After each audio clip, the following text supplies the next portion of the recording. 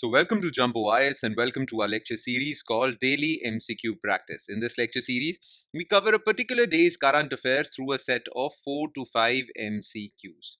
The idea is very simple. We want you to cover your current affairs because current affairs form a very important portion of your prelims examination.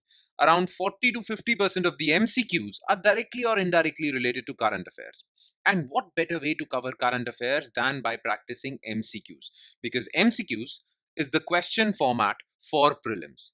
So you can't cross prelims examination without practicing enough MCQs. And since 40% of the paper is from current affairs, MCQ practice from current affairs is extremely critical. And this lecture series precisely aims at that. So 4 to 5 MCQs on a daily basis would add up to more than 1200 MCQs. 1200 MCQs from the topic of current affairs by the time you're ready for your prelims examination. So you cannot ignore this lecture series. Make this lecture series a part of your daily routine. It should be a daily habit of yours. All right, enough of the introduction. Let's begin today's lecture, starting with question number 1. Consider the following statements regarding Leeds Index. It was launched by Department for Promotion of Industry and Internal Trade in 2018. It evaluates the logistics performance of Indian states and UTs on the same lines as Logistics Performance Index of the World Bank.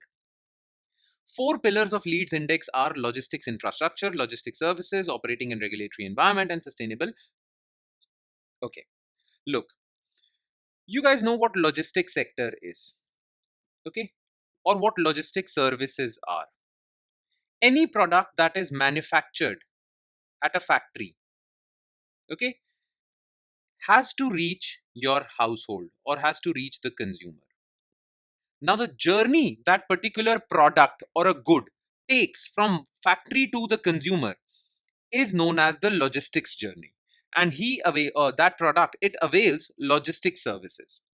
Okay. Now, what are the examples of logistics services? As soon as the product is out of a factory, it needs to be transported. So transportation is a logistics service. It needs to be stored somewhere in a warehouse. So warehousing is a logistics service, right? So logistics services include everything that a product uses in its journey from factory to consumer.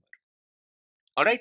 Now, World Bank, every 2 years, World Bank comes out with Logistics Performance Index in which it ranks different countries on the basis of their performance in this sector.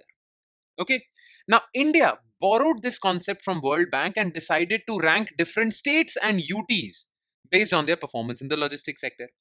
And to do that, Department for Promotion of Industry and Internal Trade under Ministry of Commerce and Industry launched Leeds Index in 2018. It is an annual index which ranks different states and UTs on the basis of their performance in logistics sector. So first statement is correct. Okay, second statement is also correct. Now the 4 pillars on the basis of which logistics performance of states and UTs are measured are logistics infrastructure. What type of logistics infrastructure is present in that state? How many services or what quality of services are present there? What is the operating and regulatory environment? Regulatory environment means rules and regulations made by government to support a logistics sector. Sustainable logistics, which deals with green transport, sustainable warehousing, basically logistics services that do not add to carbon emissions. Okay, so on the basis of these 4 pillars, Leeds Index score is generated. So all 3 are correct. Question number 2. Consider the following regarding Transgender Persons Protection of Rights Act 2019. The Act provides transgender individuals to obtain certificate of identity that can be used to change name, gender on official documents. Okay. Changes cannot be made to certificate of identity after sex change surgery. As per a court ruling, this law is subservient to Registration of Birth Act. Okay. Look, the thing is, first of all, you need to know who transgender people are. So transgender people are those people who do not identify with the gender that was given to them at birth. Okay. So let's suppose there is a person who is biologically a male. He was born a biological male, but he identifies more with the female gender and wants to live like a female. That particular person is known as trans woman. So that person is biological male but identifies with female genders. So it's that person is a trans woman. Similarly, there can be a biological female that identifies more with male gender. Okay, that person is known as trans man. Make sense, right? So these are transgender people who do not identify with the gender given to them at birth. That is why most of these transgender people go for sex change operation, because they want to change their sex, biological sex, because they identify more with the other gender other than what they were born with. Okay, or the biological sex. They want a different gender or different biological sex organs. Basically, that is the case. Now, these transgender people are given a name and a gender based on their biological organs, sex organs, right? But they do not identify with those biological sex organs. That is why later in their life, these transgender people change their name. In case of a trans woman, from a male name to a female name, and change their gender in official documents also. So they want to change their name and gender, and they think that it is their birthright.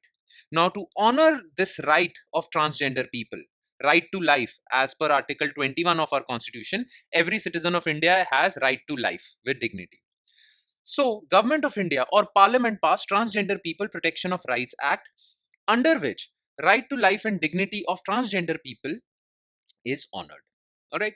Now, under this act, Section 6 of this act says that every transgender person is entitled to a certificate of identity.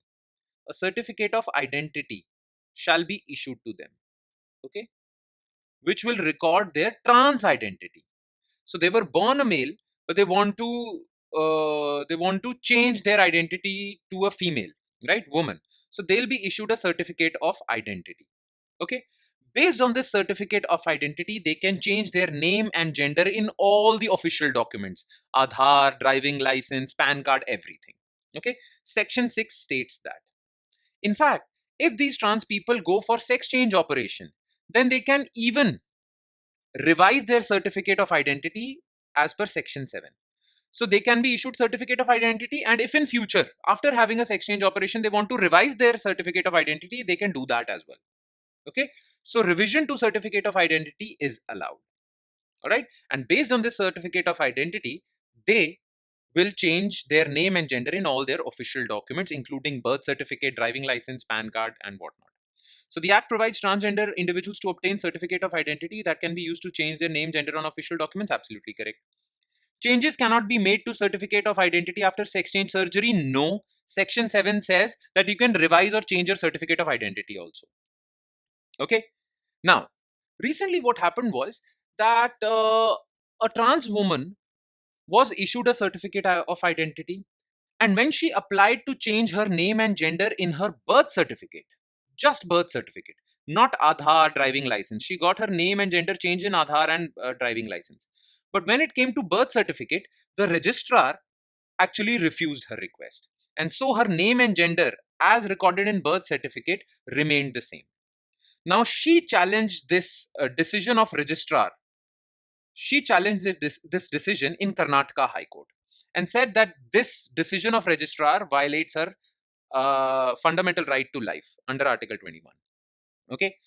Now, how could the registrar refuse this trans woman? Because Transgender Persons Act allows her to change her name and gender in her birth certificate. Then how could the registrar change her or refuse her request? The registrar said that as per Section 15 of Registration of Birth and Deaths Act, you cannot change your name and gender, or you cannot make any changes to your birth certificate until and unless you prove that there is some error in that, or the previous information entered in your birth certificate was entered fraudulently. Apart from these two reasons, you cannot change any details in your birth certificate. So registrar says that I am bound by Section 15. But the trans woman said that Transgender Persons Act gives us this right. So which law should prevail over the other? Whether the Transgender Persons Act would prevail over Registration of Births and Deaths Act, or whether this act, Section 15 of this act, would prevail over transgender person. The matter went to Karnataka High Court, and Karnataka High Court says that this law, Transgender Persons Act, would prevail over Section 15. And this trans woman, should be allowed to make changes to her birth certificate. Okay? So as per a court ruling, this law is subservient.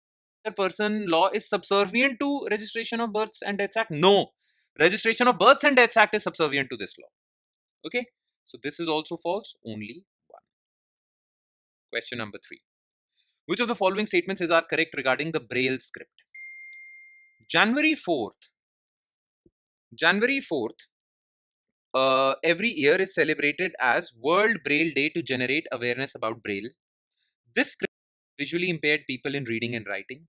Each Braille cell has 8 dots arranged in 2 vertical columns as per the original Braille script.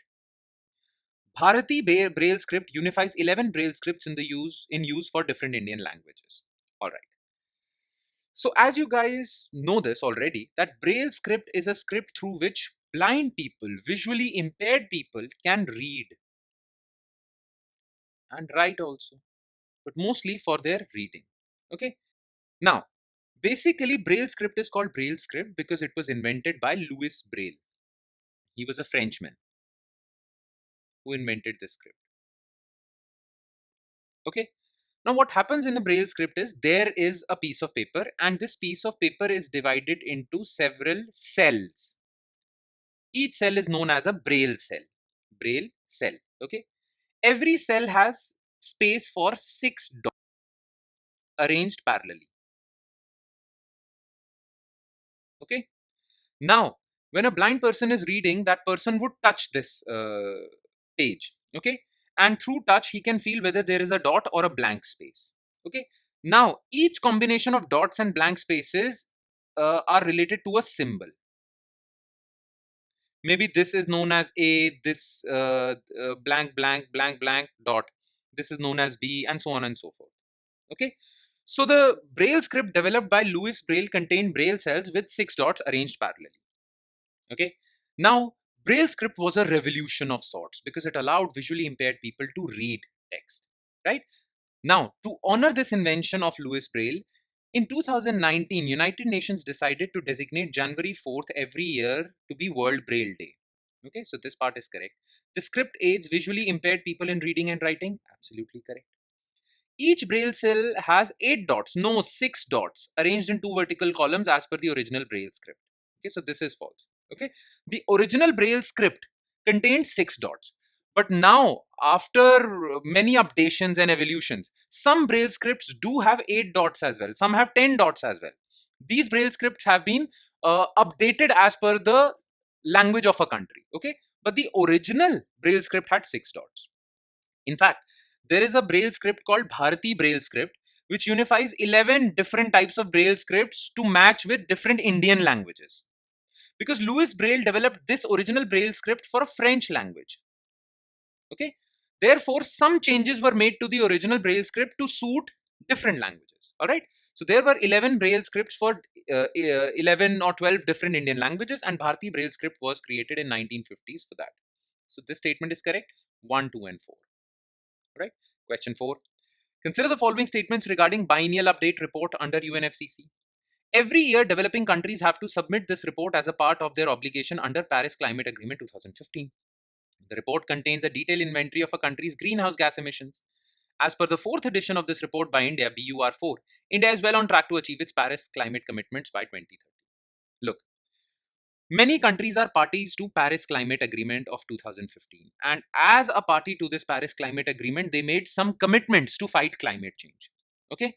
Now, every 2 years, as the name biennial suggests, every 2 years they have to submit a report to UNFCCC, United Nations Framework Convention on Climate Change. Every 2 years, all developing countries party to Paris Climate Agreement have to submit a report to UNFCCC explaining what steps they have taken to honor their commitments, how much greenhouse gas emissions are being taking place in their country, okay, and what action plans are there to stop these greenhouse gas emissions. Okay, so basically it's an action taken report to tell the UNFCCC that the country is honoring its Paris Climate Agreement. Okay, now this statement is absolutely correct, except the part every year. No, every 2 years, as the name biennial suggests. Okay, the report contains a detailed inventory of a country's greenhouse gas emissions. Absolutely correct. The recent report submitted by India in December 2024 was the 4th edition of this report by India. And in that report, India has mentioned that all its commitments to Paris Climate Agreement to be achieved by 2030, India is well on track to achieve those commitments. So this is also correct. All right. And last, Consider the following regarding Logistics Excellence Advancement and Performance Shield 2024. It is a flagship initiative to recognize the best practices in logistics industry. This initiative functions under Logistics Division under Department for Promotion of Industry and Internal Trade. All right. So basically, India has organized an award function, okay, called the LEAPS award function, Logistics Excellence Advancement and Performance Shield. This award function actually gives awards to different logistics stakeholders, different companies in the logistics sector on the basis of their performance in different areas. Okay. Now, the 2024 award function also took place and it was presided over by the Union Minister for Commerce and Industry, Piyush Goyal ji. Now, it is a flagship initiative to recognize the best practices in logistics industry. Absolutely correct. Now, who organizes LEAPS initiative? Well, this initiative is organized by Logistics Division under Department for Promotion of Industry and Internal Trade, which is under Ministry of Commerce and Industry. So this department is under Ministry of Commerce and Industry and this division is under this department. So this is also correct, both. And with that, we conclude today's session. Thank you so much for watching, everyone, and I hope it has added value to your preparation. It would add more value if you revise this lecture from our notes. And these notes are available on our Telegram channel, and the link to our Telegram channel is provided in the comment section below this video. Make sure you click on that link so that you can download the notes for this lecture. Okay. On that note, I'll be signing off. Thank you so much, everyone.